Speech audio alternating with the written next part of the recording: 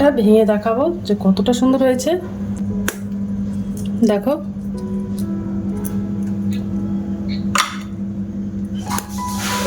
সহজেই ভেঙে যাচ্ছে। হ্যালো বন্ধুরা, তো আমি আজকে আবার অন্যদিনের মতো নতুন একটা রেসিপি নিয়ে এসেছি। আজকে রেসিপি হচ্ছে বিস্কুট রেসিপি।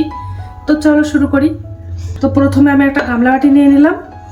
এই বিস্কুটটা বানাতে আমার একটা ডিম লাগবে, তো আমি একটা ডিম ফেটিয়ে নেব। এবার আমি 1 চামচ মতো ভ্যানিলা এসেন্স দিয়ে দেব। ডিমের যে গন্ধটা আছে গন্ধ যেন না থাকে তার জন্য। আমি ওর মধ্যে 100 গ্রাম চিনি গুঁড়ো করে নিয়েছিলাম, ওই গুঁড়ো করা চিনিটা দিয়ে দেব। ভালো করে মিশিয়ে নেব চিনি আর ডিমটা।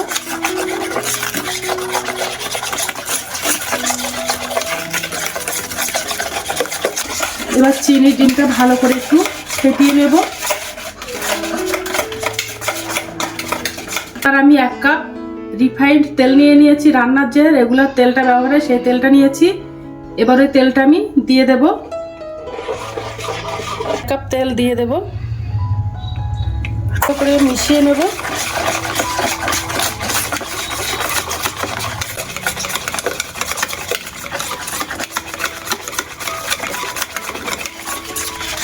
দেখো ফেটিয়ে নিয়েছি, আর এই টেক্সচারটা কতটা সাদা হয়ে গেছে দেখো।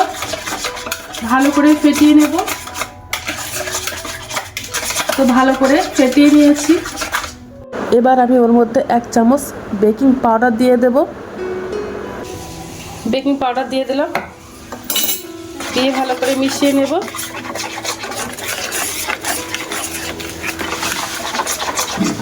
এই বিস্কুটটা বানাতে আমার 1 বাটি ময়দা আটা লাগবে। এর মধ্যে 150 গ্রাম ময়দা আটা আছে, তো ময়দা আটাটা আমি দিয়ে দেবো।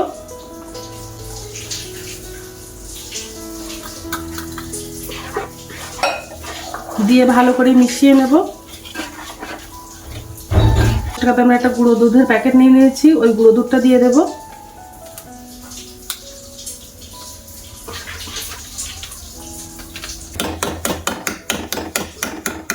ওটা মেখে নেব।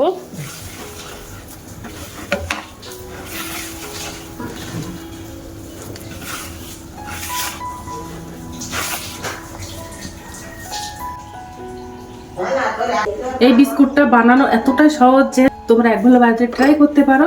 এর মধ্যে আমি এক্সট্রা আর কোনো জল দেইনি, ওই তেল দিয়ে কিন্তু আমি ডোটা মেখে নিয়েছি ভালো করে। ডোটা বানানো হয়ে গেছে, এবার আমি বিস্কুটগুলো সব বানিয়ে নেব।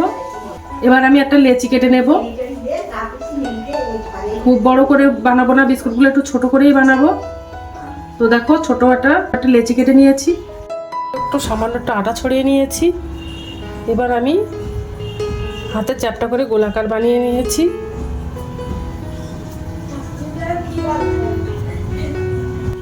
এই বিস্কুটটা বানাতে আমার কাঁটা চামচ লাগবে আর গোটা চিনি লাগবে, তো দুটো জিনিস নিয়ে নিয়েছি।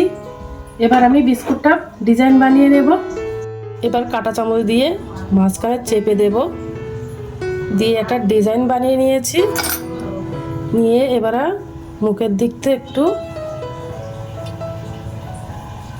লম্বাটে মতো করে দেব, দেখতে ভালো লাগবে এই বিস্কুটটা। এই বিস্কুটটা আমি থালাতেই হিট করে নেব। তো একটু আটা ছড়িয়ে দিলাম থালার উপরে। লেচি কেটে নিয়েছি, নিয়ে একটু লম্বাটে মতো করে নিয়েছি হালকা। এবার দেখো গোটা যে চিনিটা নিয়েছিলাম ওই চিনিটার উপরে একটা সাইড আমি এটা মাখিয়ে নেব। তো চিনিটা মাখানো হয়ে গেছে। আর এবার যে কাঁটা চামচটা নিয়েছিলাম ওই কাঁটা চামচটা দিয়ে আমি ডিজাইন বানিয়ে নেব। তো দেখো চেপে দিলাম, দিয়ে এবার এই সাইডটা একটু লম্বাটে মতো করে দিলাম। আর দেখো আমি থালা নিয়ে নিয়েছিলাম, থালার উপরেই বসিয়ে দেব। আর এই বিস্কুটটা এতটাই মজাদার হয় তোমরা না খেলে বুঝতে পারবে না। চায়ের সঙ্গে কিন্তু দুর্দান্ত লাগে এই বিস্কুটটা। তোমরা একবার বাড়িতে ট্রাই করতে পারো। আর ভিডিওটা ভালো লেগে থাকলে আমার চ্যানেলে একটা লাইক, কমেন্ট, শেয়ার এবং সাবস্ক্রাইব করে দেবে। দেখো বিস্কুটগুলো সব বানানো হয়ে গেছে, কত সুন্দর লাগছে দেখতে। ডিজাইনটা কিন্তু খুব সুন্দর হয়েছে। এবার আমি বিস্কুটগুলো সব হিট দিয়ে নেব ভালো করে। দেখো বিস্কুটটা কত সুন্দর লাগছে দেখতে ডিজাইনটা। উনানে আমি একটা কড়াই দিয়ে দিয়েছি, এবার আমি একটা স্টিলের বাটি উপর করে দেব, দিয়ে এই থালাটা আমি দিয়ে দেব। থালাটা দিয়ে আর আমি একটা ঢাকনা চাপা দিয়ে 30 মিনিটের জন্য আমি হিটটা দিয়ে দেব। তো বিস্কুটটা আমার বানানো হয়ে গেছে। দেখো বিস্কুটটা আমার বানানো কত সুন্দর হয়েছে।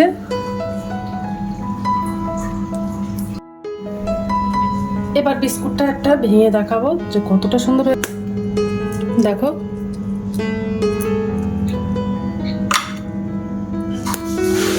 সহজেই ভেঙে। দিনের মতো ভিডিওটা এখানে শেষ করছি। আগামী দিন আমার একটা নতুন ভিডিও নিয়ে চলে আসবো। তো টাটা, বাই বাই, সবাই ভালো থাকবে, সুস্থ থাকবে।